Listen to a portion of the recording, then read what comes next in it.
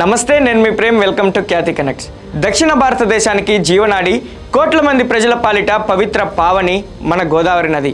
కోట్ల ఎకరాలకు సాగునీరు, లక్షలాది మందికి త్రాగునీరు అందించే ఈ జీవనది ఇవాళ కాలుష్య కోరల్లో చిక్కుకొని జీవం కోల్పోతుంది. తాజాగా ఆంధ్రప్రదేశ్ ఉప ముఖ్యమంత్రి పవన్ కళ్యాణ్ రాజమండ్రి వేదికగా ఈ గోదావరి కాలుష్యంపై అత్యంత తీవ్రంగా మరియు సంచలనాత్మకంగా స్పందించారు. రాజమండ్రి పర్యటనలో భాగంగా రెండవ రోజు కూడా ఆయన తనిఖీలను కంటిన్యూ చేశారు. కేవలం ఏసీ గదుల్లో సమీక్షలకే పరిమితం కాకుండా స్వయంగా బోటు ఎక్కి నదిలో ప్రయాణిస్తూ పారిశ్రామిక వ్యర్థాలు కలుస్తున్న ప్రాంతాలను క్షేత్రస్థాయిలో పట్టుకున్నారు. ఈ క్రమంలో తప్పు జరిగినప్పుడు సొంత కూటమి ప్రభుత్వమని, అందున తన సొంత జనసేన పార్టీకి చెందిన పర్యాటక శాఖ మంత్రి కందుల దుర్గేష్ నైనా సరే వెనుకేసుకు రాకుండా బహిరంగంగానే తీవ్ర ఆగ్రహం వ్యక్తం చేశారు. అసలు రాజమండ్రి పర్యటనలో పవన్ కళ్యాణ్ జరిపిన ఆ ల్యాబ్ టెస్టుల సంచలనం ఏంటి, మంత్రికి మరియు అధికారులకు ఆయన ఇచ్చిన ఆ ఘాటు హెచ్చరికలేంటో ఈ వీడియోలో పూర్తిగా అనాలిసిస్ చేద్దాం.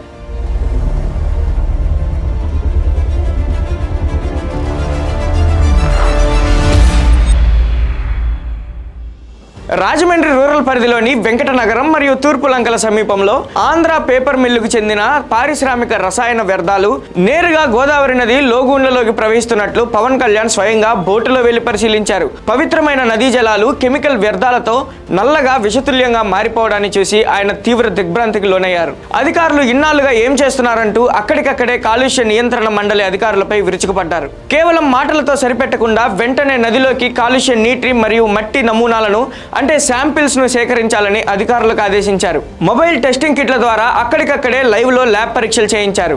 ఈ పరీక్షల్లో సదరు పేపర్ మిల్లు పర్యావరణ నిబంధనలకు ఘోరంగా ఉల్లంఘిస్తూ వ్యర్థాలను శుద్ధి చేయకుండానే నదిలోకి వదులుతున్నట్లు పక్కా ఆధారాలతో సహా రుజువైంది. దీనితో సదరు కంపెనీకి తక్షణమే చట్టపరమైన నోటీసులు జారీ చేయాలని, 100% వ్యర్థాల శుద్ధి ప్లాంట్ నిర్మించే వరకు కఠిన చర్యలు తీసుకోవాలని పవన్ కళ్యాణ్ స్పాట్ లోనే ఆర్డర్లు వేశారు.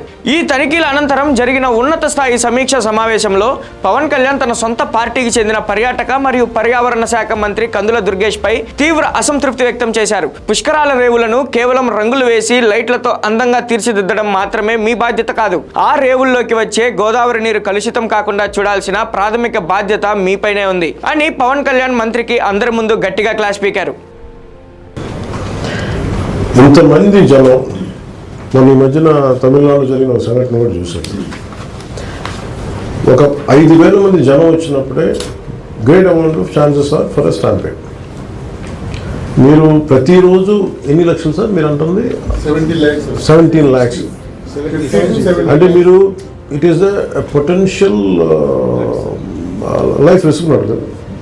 ఇది నేనేమన్నానంటే మీరు ఎలాబొరేట్గా కనుక ఎక్స్టెన్సివ్గా విత్ కన్సర్న్తో చేయకపోతే మాట ఇది మనందరం తప్పు చేసాం.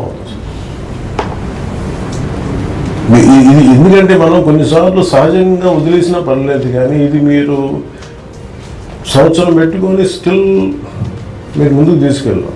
When they are saying pushkars are happening, that means this is the only ghat it is being published. When it is being imprinted in the minds of people.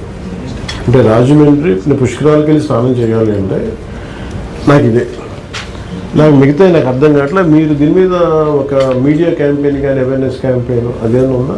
దాని మీద ఇంక్లూడ్ చేశారా? అలా అందరినీ డిఫరెంట్ ప్లేస్లో అందరూ ఒకటే చోట ఉండాలి లేదు కదా.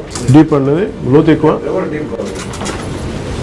దీనికి మంత్రి కందుల దుర్గేష్ స్పందిస్తూ తాము పేపర్ మిల్లు కాలుష్యంపై నిఘా ఉంచామని, అయితే గతంలో కడియం యూనిట్ లాకౌట్ అవడం వల్ల చాలా మంది ఉపాధి కోల్పోయారని వివరణ ఇచ్చే ప్రయత్నం చేశారు. ఈ సమాధానంపై పవన్ కళ్యాణ్ మరింత ఘాటుగా స్పందించారు. ప్రజల ఆరోగ్యం కంటే ఎవరి ఉపాధో లేదా ఉద్యోగాల్లో ముఖ్యం కాదు, పరిశ్రమల అభివృద్ధి మాకు కావాలి, కానీ ప్రజల ప్రాణాలను పణంగా పెట్టి కాదని తేల్చి చెప్పారు. ఇలాంటి విషయాలు మాట్లాడితే కొందరు కులం రంగు పులుముతారు, కానీ పవిత్రమైన గోదావరిని కాలుష్య రహితంగా ఎలా మార్చాలో ఎవరికీ తెలియదని పవన్ మండిపడ్డారు. అధికారుల నిర్లక్ష్యంపై పవన్ కళ్యాణ్ మాట్లాడుతూ గతంలో వైసీపీ హయాంలో ఏలూరు నగరంలో జరిగిన భయంకరమైన విచిత్ర మరణాల ఘటనను గుర్తు చేశారు.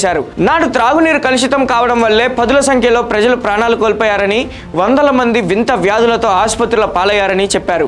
ఇవాళ రాజమండ్రి నగరంలో నిత్యం 55 LMD మురుగునీరు మరియు ఫ్యాక్టరీల వ్యర్థాలు ఇలాగే నదిలోకి కలిస్తే మళ్లీ అలాంటి దారుణ పరిస్థితులే పునరావృతమవుతాయని హెచ్చరించారు. మీ ఇంట్లో పిల్లలను ఈ కలుషిత నీటిలో స్నానం చేయిస్తారా? మనం పూజించే జీవనదిని డంపింగ్ యార్డ్ గా మారుస్తుంటే చూస్తూ ఎలా ఊరుకుంటారని అధికారులను నిలదీశారు. రాబోయే పుష్కరాలకు దాదాపు 10 కోట్ల మంది భక్తులు పుణ్యస్నానం స్నానాల కోసం వస్తారని, ఈ కలుషిత నీటిలో స్నానం చేస్తే భక్తులకు పుణ్యం రాకపోగా రోగాలు రావడం ఖాయమని ఆవేదన చెందారు. ఇది ఎప్పుడు రోజు ఇంతే అంటే రోజు ఇంతే ఉంటుందా? పీక్ టైమ్స్ ఎప్పుడు దీనికి? పీక్ టైం ఎప్పుడు చెప్పండి. మీరు అలా కాదు, మీరు యాజ్ ఐ సెడ్ అది part of the task team. ఇది ఎందుకు నేను రెగ్యులర్ కాదు. ఇప్పుడు మీరు కూర్చోబెట్టి పుణ్య స్నానాలు అని చెప్పి పుష్కరాలకు అందరూ వస్తారు సార్. పుణ్యస్థానాలు పుష్కరాలకు అందరూ వచ్చినప్పుడు the believe it is not polluted. ఇక్కడ నాకు పుణ్యం వస్తో లేదో నాకు తెలియదు, కానీ ఈ నీళ్ళతో చేసినప్పుడు ఖచ్చితంగా రోగాలు అయితే వస్తాయి. మీరు ఒకవైపు ఎస్టీపీ ప్లాంట్ పెట్టకుండా పక్కన పుష్కర్ ఘాట్ ఇవి అందంగా పెట్టి పుష్కర్ ఘాట్లో ఉన్న చెత్త అంతా మురుగంతా తీసుకొచ్చి మీరు వదిలేస్తున్నారు ఇక్కడ. అండ్ దుర్గేష్ గారు, మీరు ఇవన్నీ మీరు చెప్పాలి కదండి as being a tourism minister. మీరు చెప్పాలి, అలా కాదు. మీరు ఎస్టీపీ మీరు కూర్చోబెట్టి ఇవన్నీ చెప్పాలి కదా. పుష్కర్ ఘాట్ అంటే కూర్చోబెట్టి అందంగా 4-5 అలంకారాలు తీర్చిదిద్దడం కాదు కదండి. రేపు పొద్దున్న మిమ్మల్ని కదా అడుగుతారు టూరిజం.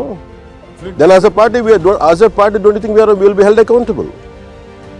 అందుకే తూర్పుగోదావరి, పశ్చిమ గోదావరి, ఏలూరు, కాకినాడ, కోనసీమ మరియు పోలవరం 6 జిల్లాల కలెక్టర్లకు 14 రోజుల కఠినమైన గడువు విధిస్తూ నదిలోకి వస్తున్న అన్ని కాలుష్య మూలాలపై సమగ్ర నివేదిక మరియు పక్కా యాక్షన్ ప్లాన్ సమర్పించాలని ఆదేశించారు.